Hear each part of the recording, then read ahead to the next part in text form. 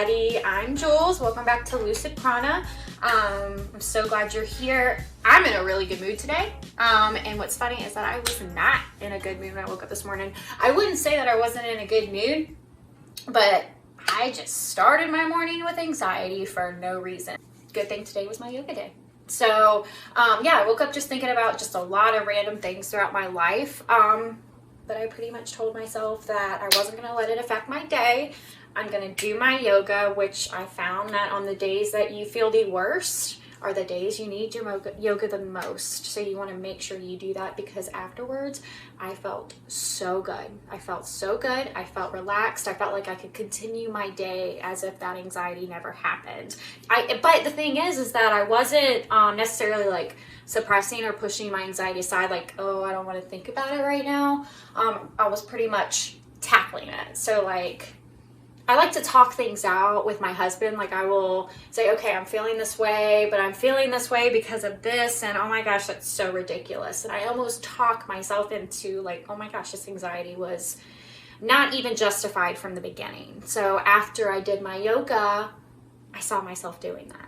So just a little tidbit on how my morning went. So I hope everybody's had a pretty good week.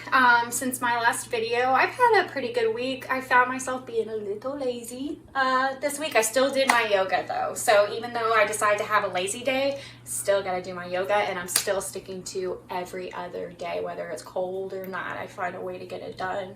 But yeah, so I've been feeling really, really good despite being lazy. I've started a new book. I have crocheted some cute little slippers for my mom, and I was pretty proud of these because I have done this slipper pattern probably 20 times before I finally got it to where it seems like it's going to be like usable. Doing headbands for when I want to do my yoga, and I even made these cute little fresh, not fresh, but face scrubbies, because I've also started a new face system, or like a cleaning routine for my face, a facial routine. I can't spit it out of my mouth. But anyway, it's something that was on my 2020 resolution list, my yearly resolution, and I got it done. So I'm just super excited to be doing this stuff. It's keeping my mind going, keeps my spirits up. So I'm pretty proud of what I've done. I feel pretty proud of myself with my yoga. I feel like I'm starting to live my yoga rather than pushing myself to do it. So it's all kind of intertwining in my life. I've also seen, last week I said that I was having issues with my affirmation that I had chosen, like keeping up with saying that, and this week I did a lot better. I found my affirmation actually popping up in my daily life. So like, I'll be talking to my husband about something, and I realize I catch myself in a moment of judgment or in a moment of what is considered mental violence, and I will stop myself right there, and I will repeat my affirmation to myself, and I just see myself correcting it, which that is the overall goal, is that you're saying these affirmations to yourself so that you'll believe it.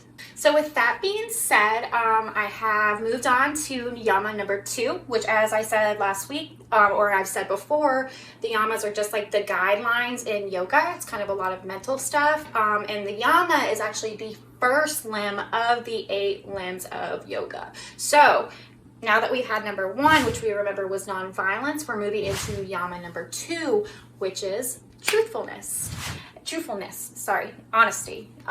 So when I first saw this, I was like, okay, so this isn't going to be super hard because I don't have a problem lying. I don't feel like I have a problem lying. So that was my first automatic thought, was lying. But it's not necessarily that. As I read more and more about Satya, which is Yama number 2, it really has to do with your truth, which your truth ends up being your authentic self. And your authentic self is pretty much plainly you. It's you, the best version of you, the most real version of you. And pretty much the reason why you have to work on it is because through life you build these layers of patterns, of thought patterns that you've just learned to think a certain way. You build physical patterns, you're doing things certain ways. So pretty much what you're doing is you're unlayering those patterns and you're relearning to think a certain way until you're at your truth. So I have come up with an affirmation that kind of has to go with that. And what it says is, I am learning to speak and tell my truth, which in turn is living and being my authentic self. I am matching my thoughts and words and actions with what my soul craves. And my soul craves is just being the best that I can be. Giving an example of kind of what I found that I need to work on and how this applied to my life is, say I'm at work or I'm arguing with somebody and I know for a fact, I mean, I have a policy at work that I have to follow. It is my job to follow and my job to implement it and to be an example for that policy. So say I have an angry customer and I have to follow this policy in order to handle it, even though and they're in the wrong and I am in the right. I know this inside of me that I am in the right, that I am doing what I'm supposed to do. But that customer starts getting angry, starts talking down to me. I mean, their point is to make me feel bad. Then I start justifying their side and I start lying to myself, making me feel bad for how they're feeling. If I was going off my truthfulness or my truth and being my authentic self, I wouldn't let that bother me. All right, guys, so now that we have talked about the second Yama that we're going to be focusing on for the next couple of weeks, doing this new sequence, and the affirmation that I've chose, or you can make your own, whatnot. We've studied all the, or we've went over all like the book work pretty much of this. Now we're going to go into the poses. Something that I'm really trying to do with you guys that is really hard to explain is that when you're doing yoga and you're meditating and all this stuff, the feeling that you get inside of you, where you can actually feel your mind connecting to your spirit, connecting to your body.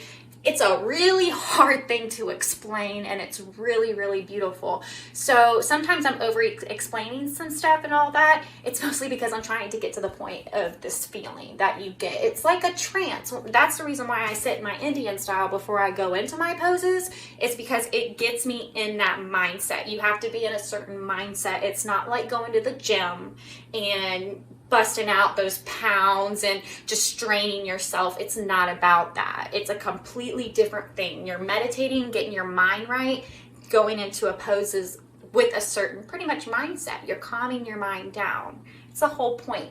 Yoga, I read something online a couple days ago. It was like a quote or whatnot. Yoga is, man, I forgot it, you guys. Yoga is the struggle between control and letting go. Okay, so now that we've covered all that, now we're gonna go into our new sequence. This one kicked my butt. I did it for the first time this morning. The video that you're gonna see on here of me doing this, I've only done it like one time, and that's just to make sure that I knew the pose, could see it and knew that I was in the right direction whenever I was going with it. I was matching what I was doing to the picture. So yeah, guys, it kicked my butt in a way that I felt like it was strengthening me a lot. I felt good. I felt like they flowed really nicely together between hard poses and not hard poses, but more tougher, more core strengthening, all that stuff, versus the relaxing, breathing, balancing, all that good stuff. So yeah, as usual, started my Indian position, or my crisscross applesauce position, and just get my mind into play. And then we're gonna start with the bowed angle pose, butterfly pose. It's really a stretch. You're putting your heels together, pulling them as close to your pelvis as you can as you lay your thighs down. As you can see, you want to push your thighs down to the ground so that you can feel your groin stretching. This stretches your legs. You want to make sure your back is straight. Really good for like menstrual cramps and things like that. Ladies, this is a really good thing for your lady parts and all that good stuff. So going from that, we're going into a garland pose. I had some issues with this one, guys. This is my equivalent to the tree pose from the last sequence. This one's all about balance. All about balance. Yeah, I'm just gonna show you right here what it looked like.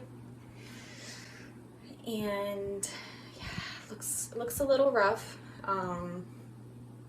But that's okay, I didn't give up. All right, so this is my try, and look guys, I get right in position.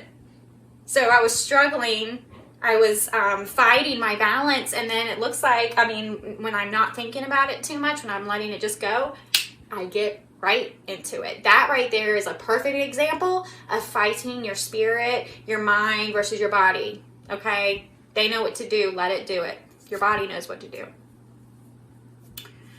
So yeah, so that's the garland pose. You're reaching around, grabbing the back of your ankles. I know there's a variation where you can actually go into the, like your center, but I found this one felt a lot better. It felt like it was really widening those hips. So the next one is also a stretch. I'm sure a lot of you have done this before. It's just putting in that one foot in, bending one leg out, bending forward. One of the things though I did find is that you really want to keep your neck in alignment with your spine. So I know a lot of times when you do the stretch, you're really wanting to bend your back. You don't want to do that. You want to keep it up and out. You do not get as much flexibility when you don't bend your spine. So I'm starting out with a strap. I'm using a yoga strap. You can make it out of anything. This is actually a belt that's very similar to a yoga strap. I'm gonna make one, I'm gonna crochet one so it's not so hard on my feet. But yeah, maybe a scarf would work. But as you can see, I'm just putting that on my foot so that I can get a perfect stretch on exactly how I need to be. Pretty much increasing my flexibility so that I can work my way into getting down and putting my nose on my leg, hopefully. I will do it. I'm gonna do it. I'm gonna try to do it. So the other leg needs to be at a 90-degree angle. However, you're gonna wanna shoot for 135. That comes with more flexibility. So that's pretty much what your goals are for this pose. It's really simple, but it's getting a lot of basic stuff down for later, more advanced poses in yoga. So you do this in both legs. The next one you're going into is the, I can't remember what exactly it's called. Wide leg forward bend. So you're pretty much just standing up, pretty much like you do in your mountain pose. You spread your feet out about 3 to 4 feet wide. You bring your hands on your hips. You look back, really straighten up that torso, and then you bend down. You bend down. You put your hands flat on the ground. And then you just kind of walk back as you're bending. So this is really improving your flexibility. You want to keep your thigh muscles tightened too while you're doing this.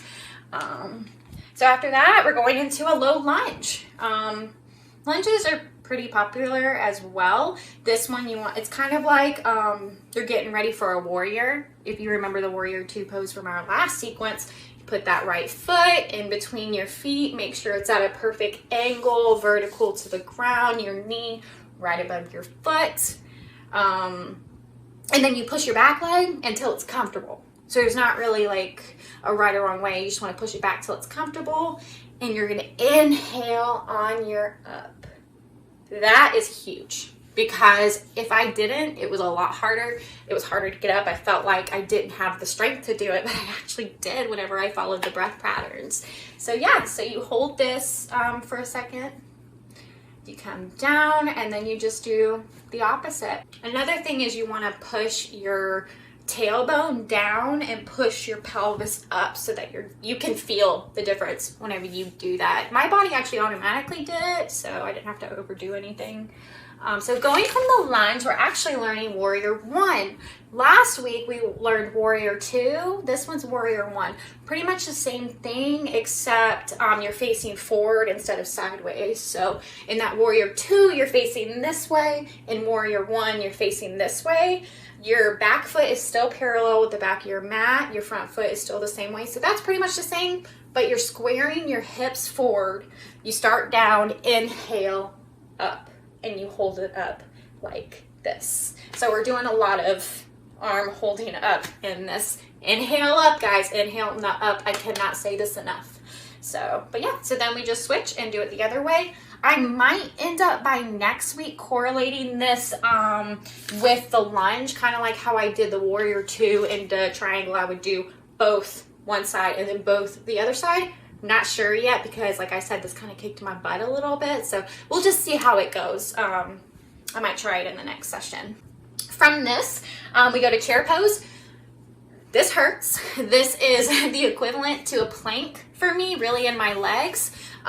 Same thing, when you're doing this, you want to focus on your breath. So you're getting a lot of core muscles and you're also getting your legs. But this is the basis of a lot of yoga poses later on. So you bring your hands up with the inhale, exhale, and then you inhale down. Keep your spine aligned with your arms. I really focus on that when I'm looking on how to do those poses, so I know that I'm not moving my back wrong. I don't want to hurt anything. And then you want to get your thighs as low as you can. I really try to hit that 90-degree angle, and you really want to push through this for like 10 breaths. It's hard, but it is really a base to a lot. Like there's some that you turn doing the chair pose. It's a real good strengthener, so don't skip it. The poses that hurt the worst and that you hate are the ones you need the most. That's something I read. So going from the chair pose, we're going into the extended puppy pose. This is a little bit similar to the child's pose, except for that you're up. So you start on all fours. You want your knees to be a little bit behind your butt, your legs to be a little bit forward. Move those hands about 2 inches. So it's a little bit, your hands are ahead of your shoulders, and then you want to move them like 2 inches. Then you bring that butt back. So you inhale, and then you exhale as you bring your butt back. I'm just trying to shoot for like a 90, maybe a little bit past a 90 on my butt to knee ratio. But yeah, it feels good. Touch your forehead to the ground, but do not let your elbows drop. That's what I've read. And then you push and you can feel it stretching from there. So going from the puppy pose, or the extended puppy pose, we have the Baha Vajals twist. I don't know if I said that right. I'm gonna work on it, but yeah, this one is kind of like a variation of the twist that we did last week. So instead of putting your leg over, you're just swinging your legs together. The top foot's heel, or ankle, excuse me, is resting in the arch of the other foot. You're twisting the opposite way and you're looking over your shoulder. Make sure both, like your butt is fully on the ground. You don't want, as you're twisting, to lift one side of your butt. You want to keep it on the ground. That's how you get a good twist, which is what I read. And then you keep your torso straight. You put your opposite hand on whichever you're pushing, the opposite hand, you're putting it on your knee, and then you're pushing and just putting this hand back. So, but you just want to make sure everything's straight. So yeah, do this for both sides. And then the last one is the supine spinal twist. This one, you lay on the ground. Yeah, usually back on the ground. Take it to a couple deep breaths. You lift one of your knees. You inhale as you lift your knee, and then you exhale as you turn over. You want that knee to be completely touching the ground. And then tee your hands out and look the opposite way of that top leg. So if your right one is over, you're looking left. If your left one is over, you're looking, if your right one is over, you're looking right. If your left one is over, you're looking left. So, yeah, and that's pretty much it. You're just breathing. This is opening up. This is a really good, just breather, getting your muscles untensed from your little session. I did this, and then I did the corpse pose unintentionally. The corpse pose is literally just laying down and looking up and trying to get at peace, get your breathing regulated again, and all that good stuff. It was just, the trees were nice and they were pretty, so I just sat there and breathed and enjoyed nature for a minute. It was a really good ending to a tougher yoga session, so I felt really successful. I actually broke a sweat during this one. So it was pretty cool. Really excited about this one. This one's a little bit tougher, especially that garland pose. I'm really excited to see what I can do with that one because I really feel that. I'm really aiming to improve my flexibility. I would like to become more flexible, especially with my yoga journey. There's a lot of stuff later on that looks pretty intimidating, and I feel like I need to be a little bit more flexible for. So I'd rather tackle it early so that it'll be a little bit easier for me. All right, guys, so that is it. I've introduced you to the new sequence that we're doing. Still beginner. These are still beginner poses. It's just some more added on to what we learned last week. Don't forget those poses last week. Try to incorporate them. I mean, try to do one. If you're still not perfected on one of them, maybe try to do one. That's what I'm trying to do. Don't forget your affirmation before you start. And yeah, so we've done the affirmation. Don't forget the second Yama, which the second Yama is the truthfulness. But yeah, so that's a wrap. Can't wait till next week. Can't wait to see what this is going to do for all of us, do for me, do for you. But yeah, so we'll see you next week. Keep up with me on Instagram, YouTube, Facebook. If you liked this video, hit that subscribe button, hit the like button, share it, and get it out there. So thank you for joining me again, and keep your lucid prana.